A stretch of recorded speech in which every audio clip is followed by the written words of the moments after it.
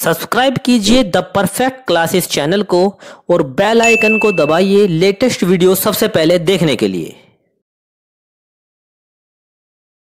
Hello student, आज मैं आपके साथ में शिक्षा निदेशालय द्वारा दी जाने वाली वर्कशीट नंबर 17 जो है डिस्कस करने जा रहा हूं और ये हिंदी विषय की वर्कशीट है जो कक्षा 10वीं के विद्यार्थियों के लिए है। चलिए अब अपनी वर्कशीट को जो है डिस्कस करते हैं। दरअसल इस वर्कशीट के अंदर जो है राम, लक्ष्मण और परशुराम का संवाद इसमें जो है दिया हुआ है। यहाँ पर जो है लक्ष्मण और परशुराम के बीच में जो बातचीत होती है उसको जो है बताया गया है। चलिए अब जो है इसके भावार्थ को पढ़ लेते हैं। लक्ष्मण ने व्यंग करते हुए कहा कि हमें तो सभी धनुष एक ही समान लगते हैं, एक दो धनुष के टूटने से कौन सी लाभ हानि हो गई। उनको ऐसा कहते देख राम उन्हें तिरछे नेत्रों से निहार रहे हैं। यानी लक्ष्मण जो है व्यंग करते हुए कहते हैं कि हमें तो भाई सब धनुष जो हैं एक समान लगते हैं और अगर एक धनुष टूट भी गया तो कौन सी बड़ी लाभ हानि हो गई है। और ये सब बातें जब लक्ष्मण कहते हैं तो श्री राम जी जो हैं उन्हें अपने नेत्रों से, तिरछे नेत्रों से निहार रहे हैं। लक्ष्मण ने आगे कहा कि यह धनुष तो श्री राम के छूने भर से टूट गया, आप बेकार में ही क्रोध कर रहे हैं।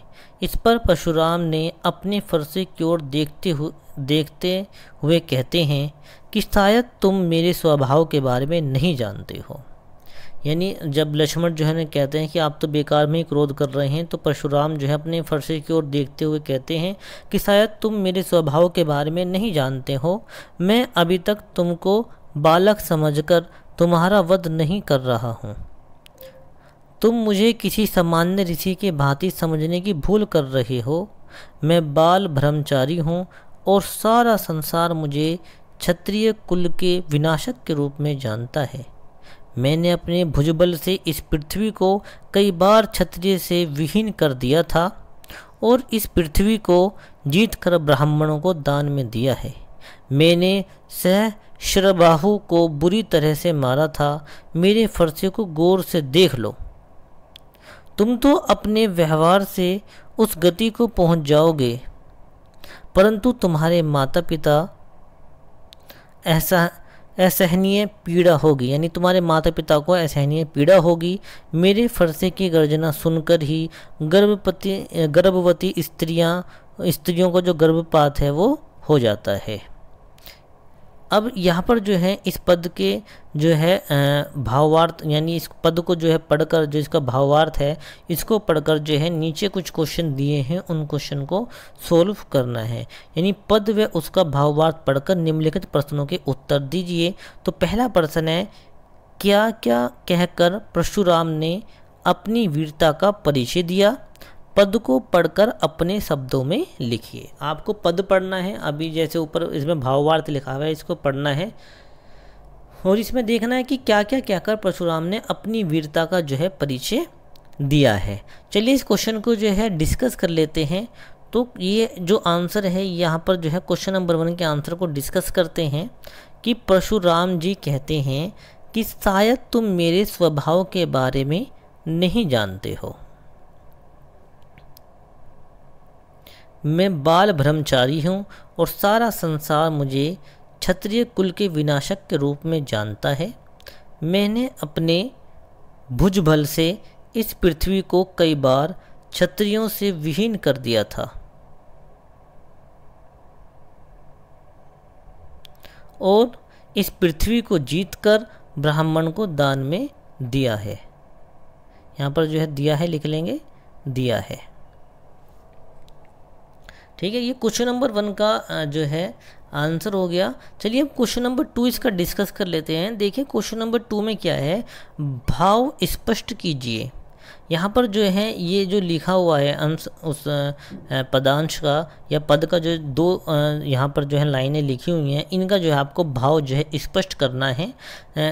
लखन कहाँ हंसी हमरे जाना, सुनहु देव सब धनुष समाना। बोले चितई परसू की ओरा, रेसट सुनी है सुबहो न मोरा। अब इसका आपको भावार्थ जो है स्पष्ट करना है। तो चलिए क्वेश्चन नंबर जो 2 है इसका भावार्थ जो है मैंने नीचे जो है डिस्कस किया है। तो इसका जो भावार्थ है यहाँ से हम इसको जो है कर सकते हैं। लक्ष्मण ने व्यंग करते हुए कहा, हमें तो सभी धनुष एक समान ही लगते हैं। तो इस पर परशुराम जी ने अपने फरसे की ओर देखते हुए कहते हैं कि तुम शायद मेरे स्वभाव के बारे में नहीं जानते हो। मैं अभी तक बालक समझकर तुम्हारा वध नहीं कर रहा हूँ। ठीक है, यहाँ तक इसका क्वेश्चन नंबर 2 को हम यहाँ तक लिखेंगे। चलिए अब क्वेश्चन नंबर जो 3 है इसका, तो क्वेश्चन नंबर 3 में क्या है उसको डिस्कस कर लेते हैं। क्वेश्चन नंबर 3 यहाँ पर दिया हुआ है कि पिछली कार्य पत्रिकाओं में आपने अनुप्रास अलंकार के बारे में पढ़ा था, यानी अनुप्रास अलंकार क्या होता है ये आपने पढ़ा था। उसी आधार पर प्रस्तुत पद में से अनुप्रास अलंकार के 2 उदाहरण छांटकर लिखिए। यानी पहले जो आपने अनुप्रास अलंकार के बारे में पढ़ा था उसके आधार पर आपको इस पंक्ति में से पद में से 2 अनुप्रास अलंकार छांटकर लिखने हैं।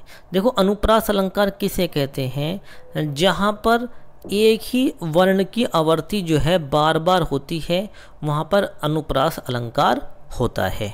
जहाँ पर एक ही वर्ण की आवर्ती जो है बार बार होती है वहाँ पर अनुप्रास अलंकार होता है। तो 2 हमें अनुप्रास अलंकार के उदाहरण यहाँ पर लिखने थे उस पद में से। तो मैंने यहाँ पर पहला उदाहरण जो लिया है, छुअत टूट रघुपति हु न देसु मुनि बिनु काज करी कत रोसु। देखो अब इसमें जो का है ये वाला का आ रहा है, ये का आ रहा है, ये का, यानी एक वर्ण की आवर्ती जो है बार बार हो रही है। तो यहाँ पर कौन सा अलंकार होगा, अनुप्रास अलंकार होगा। दूसरा एग्जाम्पल देख लेते हैं, बालक बोली बधाहु नहीं तो ही केवल मुनि जड जना ही मोह। तो अब देखो यहाँ पर देखो बा बार बार आ रहा है, एक ही वर्ण बार बार आ रहा है। तो यहाँ पर जो है कौन सा अलंकार होगा, अनुप्रास अलंकार होगा, क्योंकि यहाँ पर एक ही वर्ण, जैसे ये दिया ना बा, और यहाँ पर भी देखो बा ये रहा, तो ये बार बार आ रहा है, तो यहाँ पर जो है अनुप्रास अलंकार होगा। चलिए अब जो है इसका नेक्स्ट क्वेश्चन जो है हम डिस्कस कर लेते हैं कि नेक्स्ट क्वेश्चन में इसमें क्या दिया हुआ है। देखो यहाँ पर ये क्वेश्चन नंबर 4 है, लास्ट क्वेश्चन है, लक्ष्मण और परशुराम के संवाद का जो अंश आपको सबसे अच्छा लगा उसे अपने शब्दों में संवाद शैली में लिखिए। देखो संवाद शैली में आपको लिखना है। संवाद शैली में क्या होता है, एक तो जो संवाद को बोल रहा है सबसे पहले तो उसका नाम लिखते हैं, फिर उसका संवाद लिखते हैं, फिर दूसरा व्यक्ति जो संवाद कहेगा उसका नाम लिखेंगे और फिर उसका संवाद लिखेंगे। चलिए देखिए इसको कौन सा जो है संवाद लिखना है वो देख लेते हैं। जैसे कि मैंने यहाँ पर जो है एक संवाद लिया है, चलिए देखते हैं आपको देखो संवाद देखते हैं कि संवाद जो है कैसे लिखना है। तो सबसे पहले तो संवाद जो बोल रहा है उसका नाम आएगा, जैसे कि लक्ष्मण ने बात कही है तो लिखेंगे लक्ष्मण, हमें तो सभी धनुष एक समान लगते हैं। यानी लक्ष्मण यहाँ पर कहते हैं तो लक्ष्मण की बात हो रही है, तो लक्ष्मण कहते हैं कि हमें तो सभी धनुष एक समान लगते हैं, 1-2 धनुष के टूटने से कौन सी लाभ हानि हुई। परशुराम, अब परशुराम अपनी बात कह रहे हैं, शायद तुम मेरे स्वभाव के बारे में नहीं जानते हो, मैं तुमको बालक समझकर तुम्हारा वध नहीं कर रहा हूँ। तो ये जो है ये संवाद शैली में जो है ये है।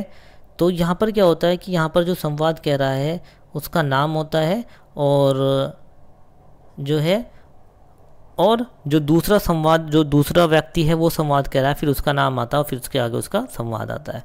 तो इस प्रकार मैंने आपके साथ में जो है ये हिंदी की जो वर्कशीट है वो आपके साथ में डिस्कस की है और मैं ये आशा करता हूँ कि ये वर्कशीट है जो है आपको जो है समझ में आई होगी। अगर मेरी वर्कशीट जो है आपको समझ में आई है तो जो है मेरी वीडियो को लाइक कीजिए, ज़्यादा से ज़्यादा शेयर कीजिए, मेरे चैनल को सब्सक्राइब कीजिए। धन्यवाद।